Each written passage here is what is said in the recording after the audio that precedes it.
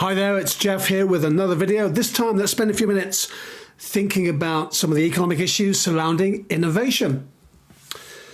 There's often a distinction to be made between invention and innovation. Invention typically focuses on the creation of new ideas, new technologies, whereas innovation is essentially about bringing those ideas to life in ways that add value, create commercial value and impact. Clearly, both invention and innovation are critical to human and economic progress, but often it's innovation in an iterative sense that drives long-term growth, in particular because it solves practical problems facing individuals, families, firms, societies, and it has the potential to transform industries.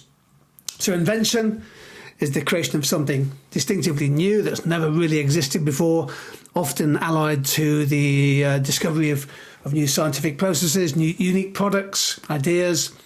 The key words you associate with invention would be originality and novelty.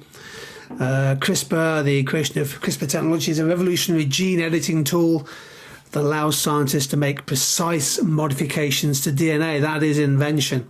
Whereas innovation is a little bit more realistic in a sense. It's the practical application and commercialization of inventions to create value.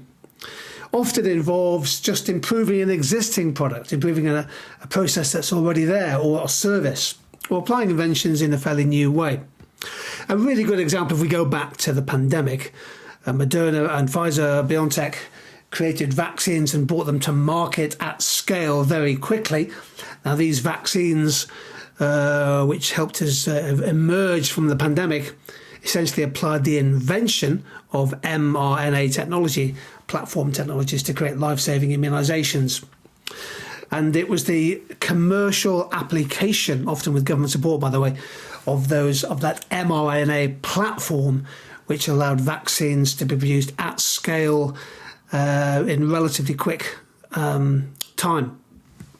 So invention tends to drive scientific progress, the creation of new knowledge, new ideas, whereas innovation transforms inventions into marketable commercial products or solutions, contributing directly to growth. One of the issues in the UK, for example, we're pretty good at inventions. Our research labs in our universities are exceptional, often world class. We haven't quite had the same success in commercializing those inventions through innovation and product innovation and process innovation and bringing them to market. Now, one distinction you need to be able to make in your exams is between a sustaining innovation and a disruptive innovation. So what do we mean by this? Well, a sustaining innovation essentially ensures steady progress, but reinforces the dominance of market leaders. Whereas disruptive innovations transform industries. In Schumpeterian terms, they can lead to creative destruction, empowering new market entrants and empowering firms to consider underserved markets before potentially reshaping the mainstream. So a good example of a sustaining innovation is where you get the latest iteration of a battery, the Apple or technology. So the Apple iPhone 16 Pro or the Pro Max, Tesla's long-range EV batteries.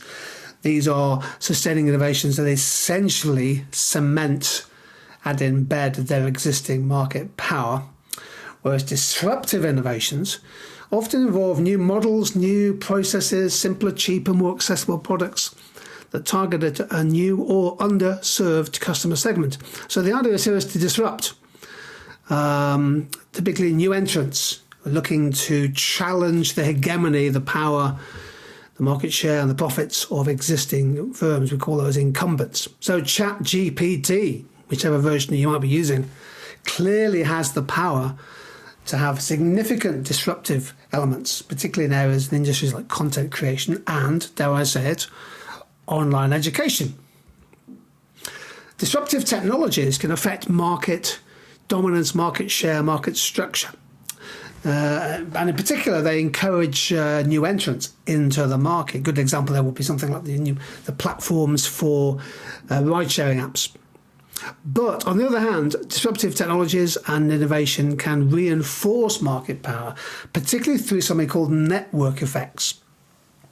Now, the network effect is a super example to have in your notes. So you could give it a heading of network economies of scale. And this happens when the value of a product or a service goes up as more people join the network, more people use it. And often this can lead to what's called a winner-takes-all effect, where very quickly a single company dominates as competitors really do struggle to overcome the network's established customer base.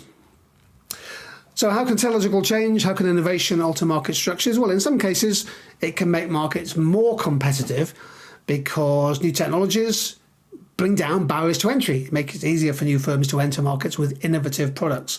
Amazon Marketplace, for example, does provide a platform for many thousands of small businesses to sell their products globally without needing a physical storefront.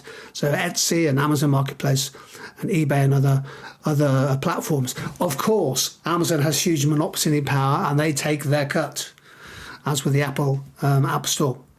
On the other hand, some advances in technology favour large firms who have the financial resources, the profits, the savings to invest in research and development to bring to full exploitation, economies of scale.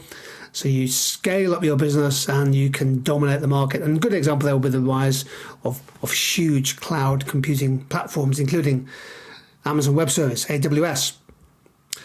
However, technological change can enable new entrants to disrupt existing markets by introducing new products. So a good example will be banking. I'm not saying the dominance of the big banks has necessarily been overcome yet, but the likes of Revolut and Monzo and Starling and others are at least challenging the power, the market share of existing established banks, commercial banks, facing disruptive technologies. However, as we've seen, some technologies create network effects. The value of a product or service goes up as more people use it, and this can lead to a winner-takes-all market, and this can happen fairly quickly. So if you think about your major social media platforms, the likes of Blue Sky trying to scale up as people leave Twitter, for example, but Threads achieved very increase in numbers, but that seems to have tailed off. There's a very strong winner-takes-all market effect, leading to significant market dominance because of the network economies of scale. So technologies can improve competition, but they can actually also reward pretty quickly large, well-resourced, well-funded, scale businesses whose shareholders have deep pockets. There we go. There's a quick look at some of the economic aspects of innovation. Hopefully you found some useful examples there. Add them to your notes and use them when you get a question in the exam. Take care and see you all soon.